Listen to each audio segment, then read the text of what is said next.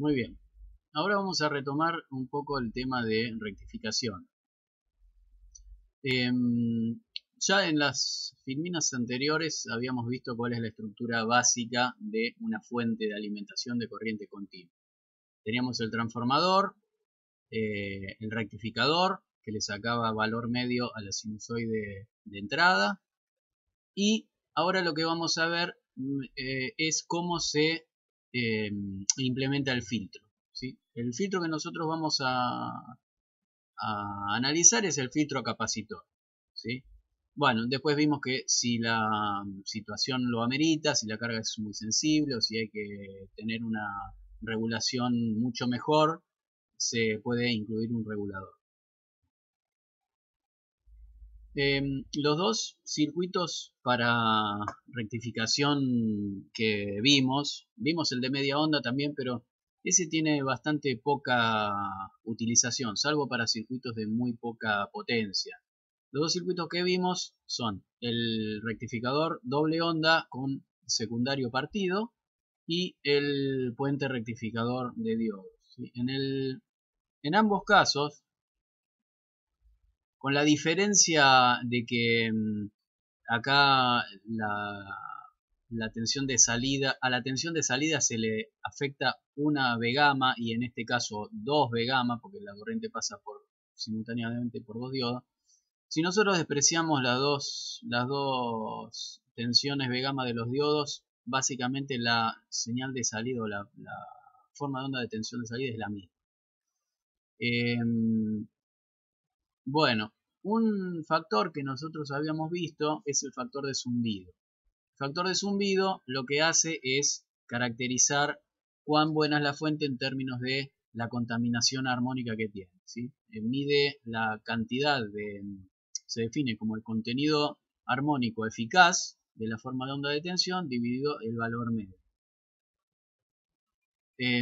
Usualmente este número tiende a ser bajo, con el caso ideal en el cual z vale 0.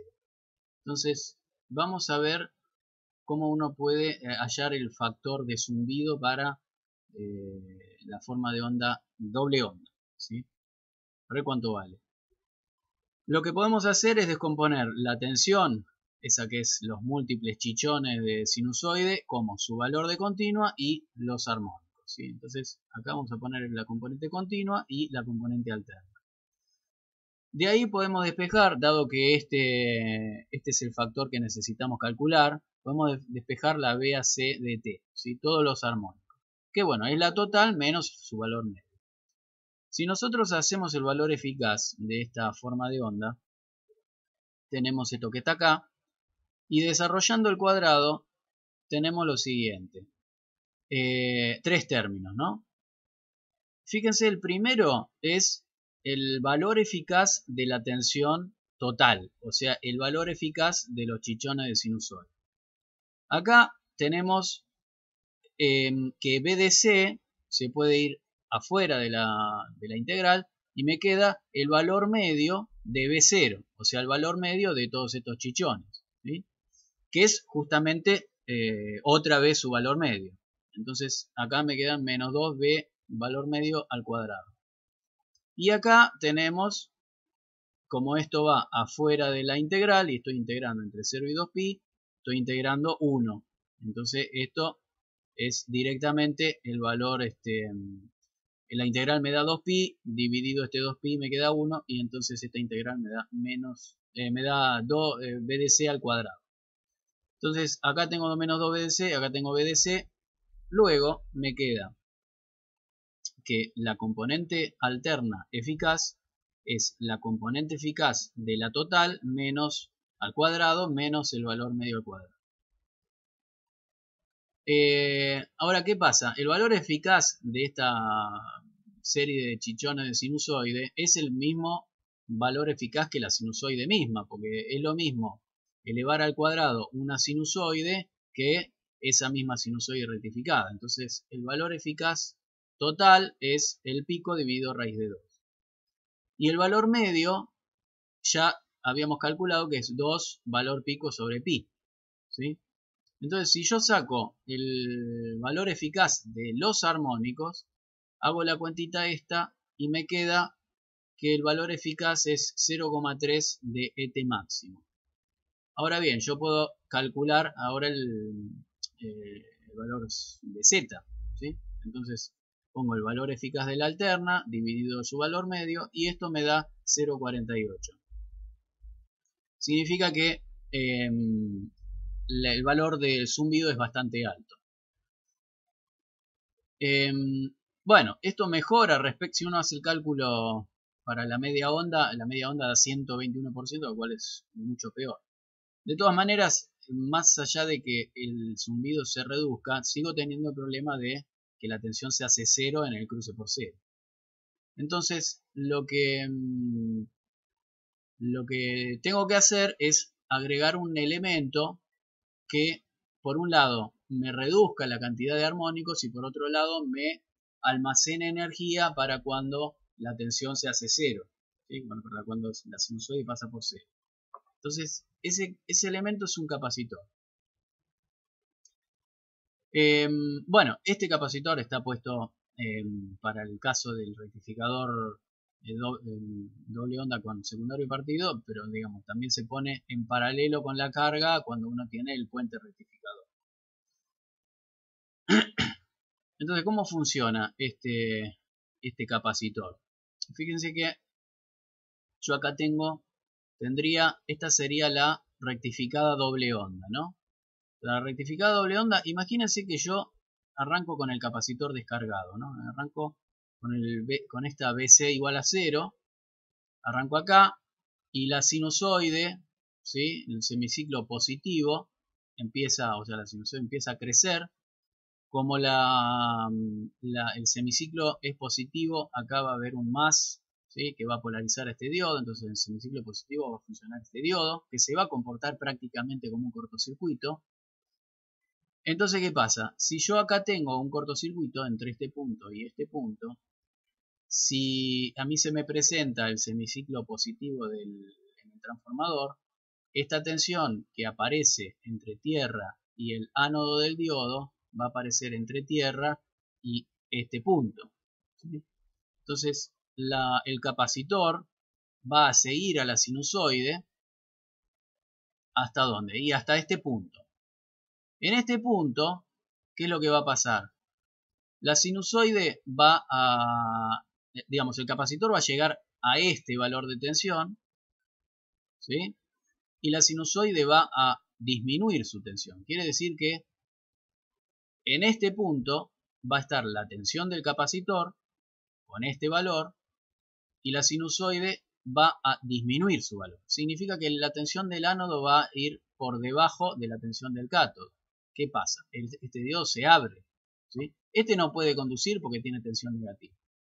Entonces, a partir de que el capacitor se abre, a partir de que el diodo se abre, por este punto no circula ninguna corriente y el capacitor que previamente se había cargado ahora se va a descargar con una ley exponencial, ¿sí? Si uno mirara en el tiempo, esto sería una exponencial que tiende a 0, a través de la carga.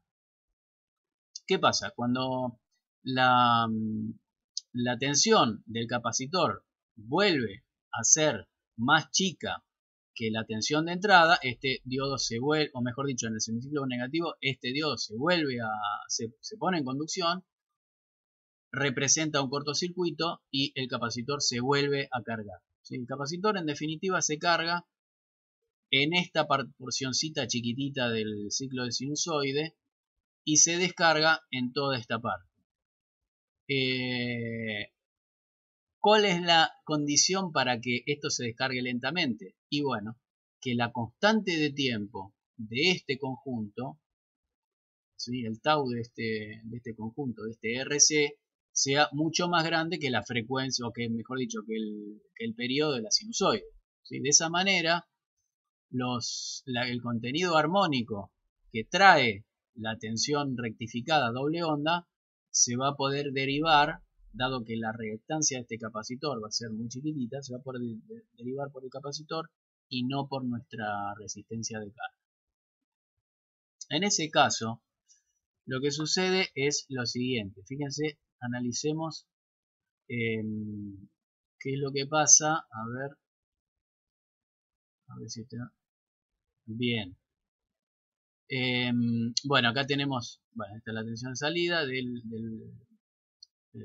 rectificado doble onda. Sería la rectificada doble onda. Y acá tenemos la corriente en la carga. ¿Sí? ¿Qué es lo que pasa?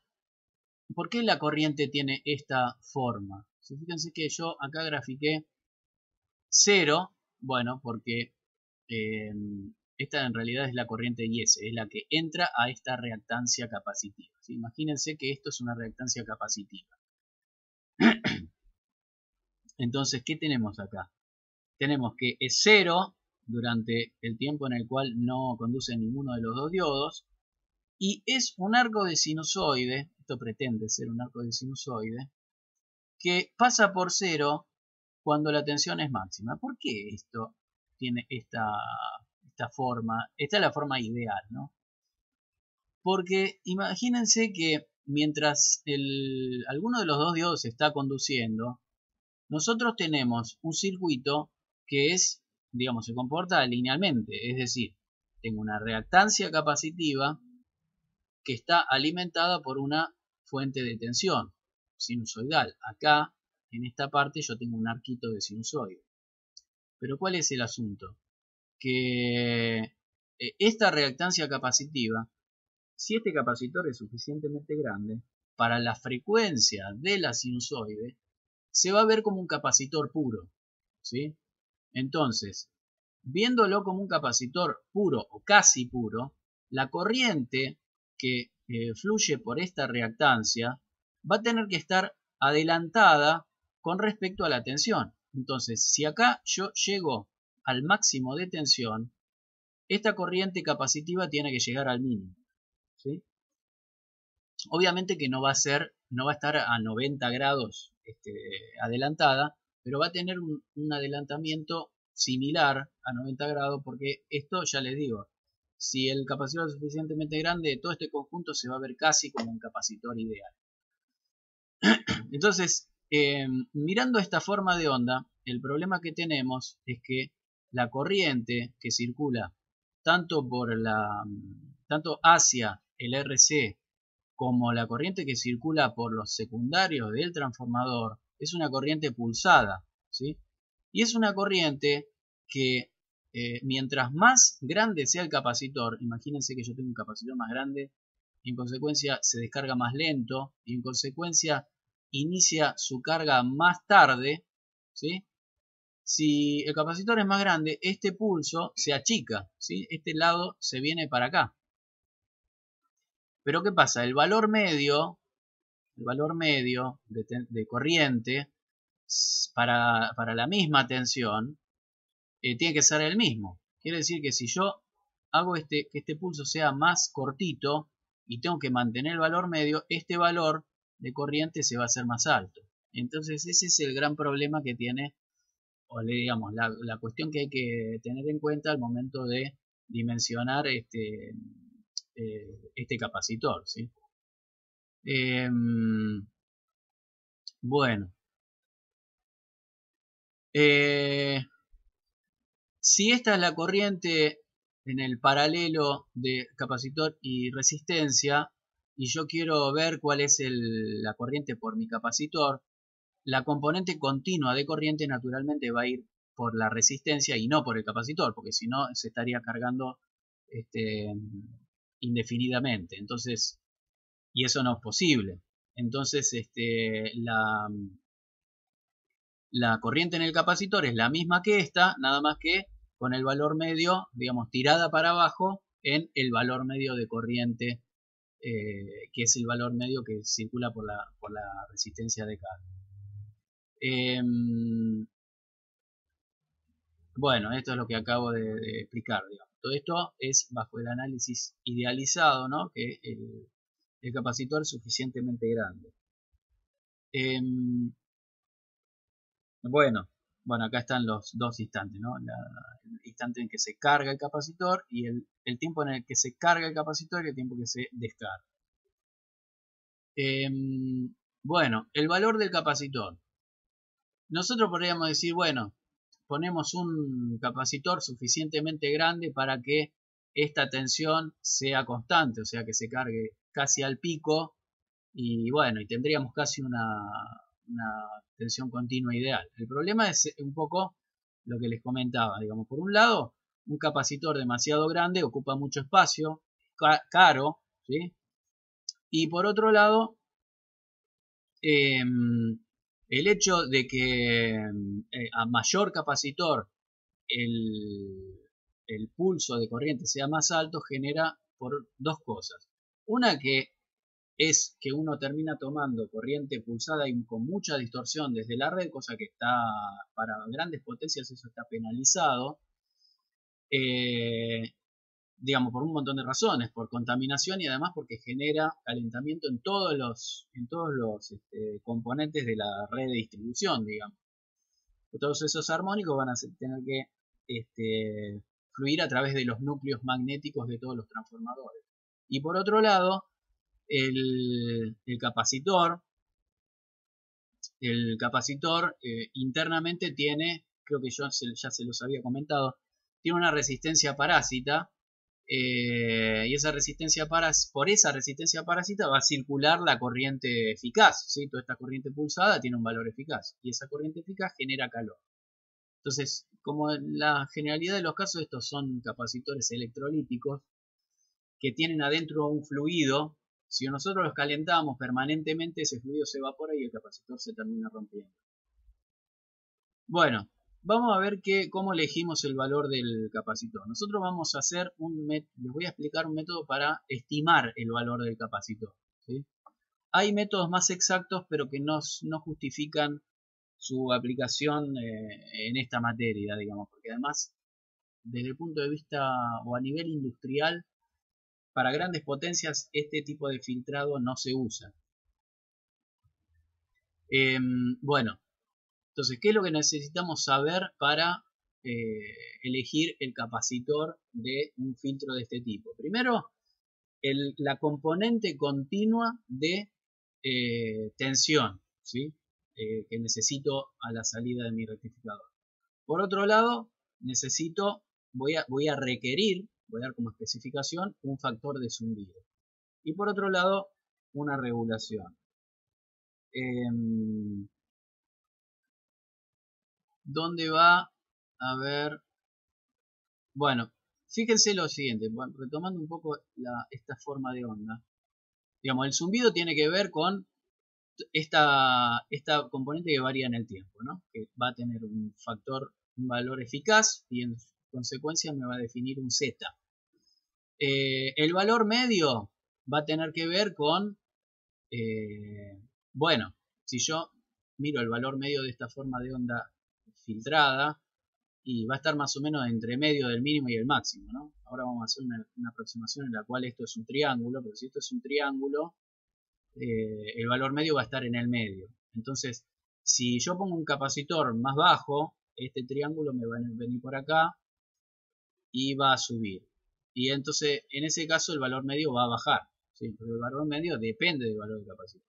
Y por otro lado, el factor de regulación, que tiene que ver con la diferencia entre digamos, qué pasa cuando yo tomo corriente de rectificador y cuando yo no tomo corriente, cuál es la tensión que resulta. El valor de regulación también depende del capacitor, porque fíjense que si yo no tomo corriente o abro mi carga, este capacitor se va a llenar al pico de la sinusoide y va a quedar en el pico. En cambio, si yo empiezo a tomar corriente, este capacitor en este tiempo se va a descargar y el valor medio baja, ¿sí? Entonces esa diferencia entre valor medio con carga y valor medio sin carga me define la regulación. Bueno, entonces como primera cuestión vamos a decir que para este análisis que el capacitor es suficientemente grande, ¿sí? Como para que, ¿qué cosa? Como para que el valor medio, ¿sí?, sea mucho más grande que el valor de Ripley. ¿Sí? Esto en algún momento lo vimos, tiene bastante sentido, ¿sí? Y también vamos a suponer en ese caso que el tiempo de descarga del capacitor es mucho más grande que el tiempo de carga, ¿sí? En ese caso, lo que uno puede hacer para hacer el análisis es justamente reemplazar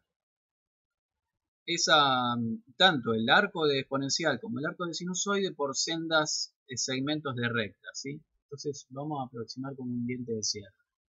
Entonces vamos a ver qué pasa con esto. Nosotros acá tenemos el Ripley, ¿no?, aproximado como una diente de sierra. Tenemos los tiempos, tiempo de descarga, tiempo de carga, tenemos valor máximo y valor mínimo, ¿sí? Y esto es el valor de Ripley, lo que sería el valor de Ripley pico a pico. Entonces nosotros podemos expresar el valor de Ripley como valor máximo de tensión menos valor mínimo. Eso lo llamamos delta B. Y lo que podemos decir es que la tensión de ese capacitor o la variación va a ser proporcional a la variación de carga, ¿sí? Pero esa variación de carga, si uno supone que bueno, ese tiempo de descarga, ¿sí?, tiempo de carga o tiempo de descarga. En este caso yo elegí el tiempo de descarga, ¿sí?, el T1. Es la corriente constante que fluye por la carga, porque supuse que la tensión es aproximadamente constante, por el tiempo T1.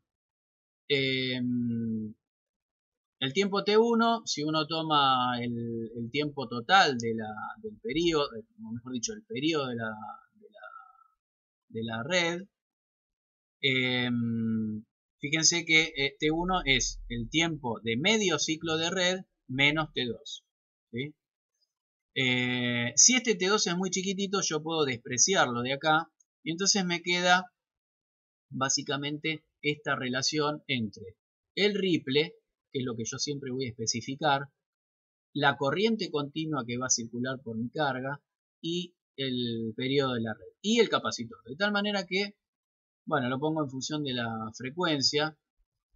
Yo podría de este modo elegir mi capacitor, ¿sí? Para un Ripley dado y una corriente continua dada y una frecuencia red dada, yo puedo despejar de acá el valor de mi capacitor, ¿sí?, como una estimación. Por otro lado, fíjense que en cuanto a la regulación, yo tengo que el valor medio de tensión va a ser el valor máximo menos el Ripley sobre 2. Si yo expreso este Ripley sobre 2 en función de esto, me va a dar lo siguiente, fíjense.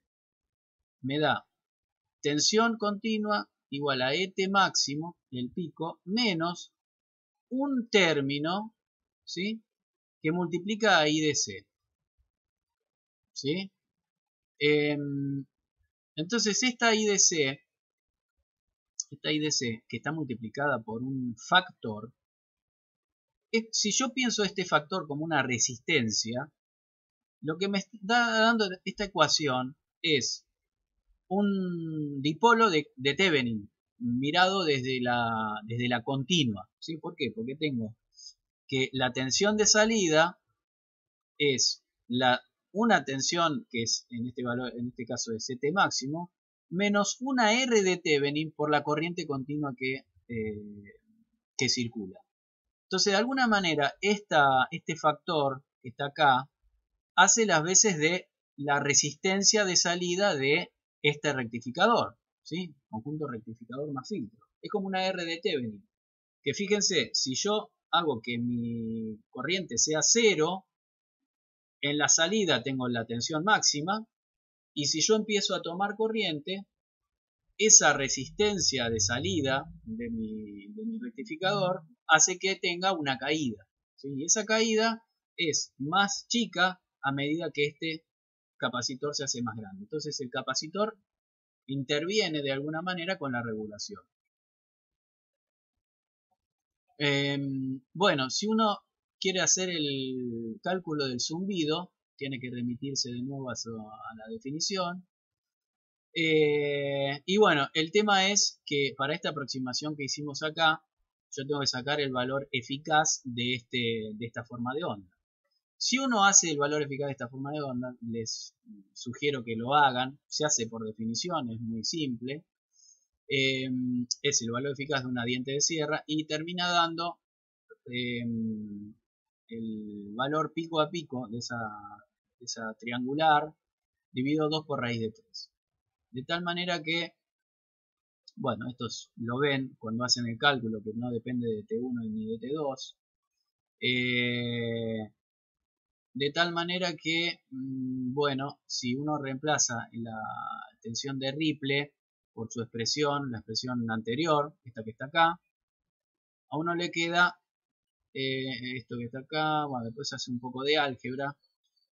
Si pone uno la tensión eficaz de alterna en función de BDC, puede entonces calcular el zumbido. Bueno, y el zumbido tiene una forma, ¿sí? Una expresión que fíjense que depende del periodo de la red y del tau del RC.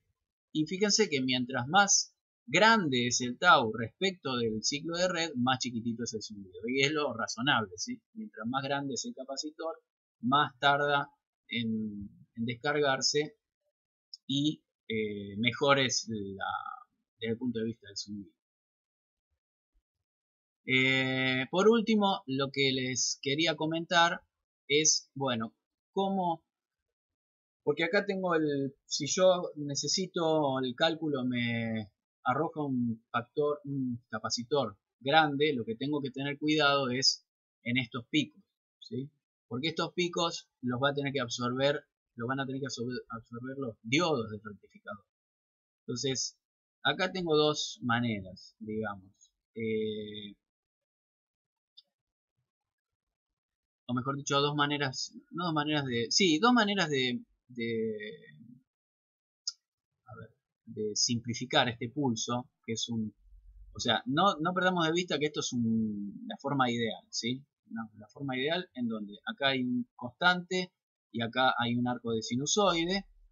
Ahora, ¿qué pasa? Esto no es, cuando uno lo mide, esto no es así. ¿Por qué? Porque este flanco de corriente que instantáneamente, en teoría, va de un valor al otro, no es posible que ocurra porque el transformador tiene una inductancia de dispersión. Entonces la inductancia no va a admitir saltos de corriente. La inductancia lo que va a hacer es, en vez de permitir un escalón de corriente, lo que va a hacer es ralentizarlo, ¿sí? De tal manera que si uno lo mide, esto tiene más una forma de pulso redondeado que de arco de sinusoide. Y en ese sentido, sí, lo que podemos permitir hacer, siempre para hacer estimaciones, ¿no? Es simplificar este pulso redondeado mediante un pulso cuadrado, ¿sí? O rectangular. De tal manera que si esto es un rectángulo, yo acá tengo, digamos, como el valor medio tiene que ser 0, esta área tiene que ser igual a esta área. Y en el caso de que esto es un rectángulo, este valor, digamos, el ancho o alto de este rectangulito, es la corriente continua especificada, ¿sí? Y el tiempo T1, es el tiempo de descarga descarga del capacitor. Mientras que el rectangulito cortito es el tiempo durante el cual conducen los diodos. Que acá no lo puedo despreciar porque si no me daría una amplitud infinita, ¿sí? Entonces acá lo que habitualmente se hace es estimar el tiempo de conducción de los diodos como un 10% del tiempo de descarga, ¿sí? Bueno, eso nos va a permitir a nosotros igualar las dos áreas y sacar o estimar la corriente de pico en función de la corriente continua y la relación en los tiempos de conducción de tanto del capacitor, de descarga del capacitor, como de tiempo de conducción de los diodos. Esto nos permite estimar la altura del pulso. Bueno, claramente acá también se ve que si yo tengo un capacitor grande, este T2 es muy chiquito y esto se hace muy grande. Bueno, un poco lo que ya les comenté, esta corriente muy distorsionada tiene un valor eficaz y eventualmente puede generar efectos de calentamiento sobre el capacitor. Bueno, y con eso ya tienen para resolver el problema 1 de la práctica 7. Así que bueno, seguimos en los próximos videos en donde vamos a ver los circuitos de rectificación de potencia.